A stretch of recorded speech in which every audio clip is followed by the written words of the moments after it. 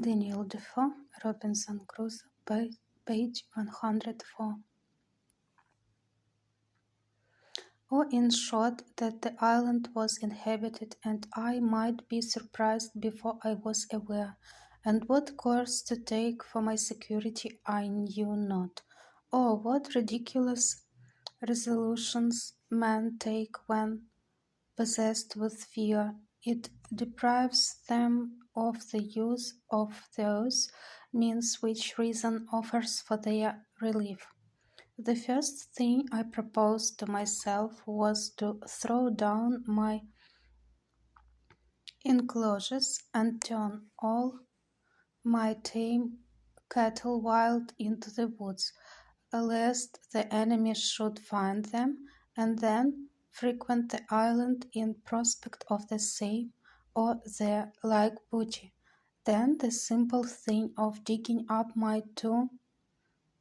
cornfields, lest they should find such a grain there, and still be prompted to frequent the island, then to demolish my bower and tent, that they might not see any vestiges of habitation, and be prompted to look further in order to find out the persons inhabiting. These were the subject of the first night's cogitations after I was come home again, while the apprehensions which had so overrun my mind were fresh upon me, and my head was full of vapors. Thus fear of danger is 10,000 times more terrifying than danger itself, when apparent to the eyes. And we find the burden of anxiety greater by much than the evil which we are anxious about. And what was worse than all this, I had not that relief in this trouble that from the resignation I used to practice I hoped to have. I looked, I thought, like Saul, who complained not only that the Philistines were upon him, but that God had forsaken him. For I didn't now take due ways to compose my mind, by crying to God in my distress,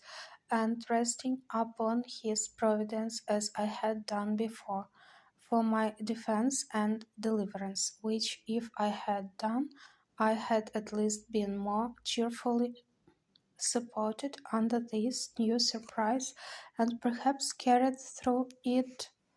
with more resolution. This confusion of my thoughts kept me awake all night, but in the morning I fell asleep, and having by the amusement of my mind been as it were tired, and my spirits exhausted, I slept very soundly, and waked much better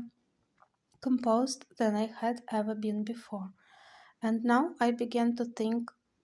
steadily, and upon debate with myself, I concluded that this island, which was so exceedingly pleasant, fruitful, and no further from the mainland than as I had seen, was not so entirely abandoned as I might imagine, that although there were no stated inhabitants who lived on the spot, yet that there might sometimes come boats off from the shore,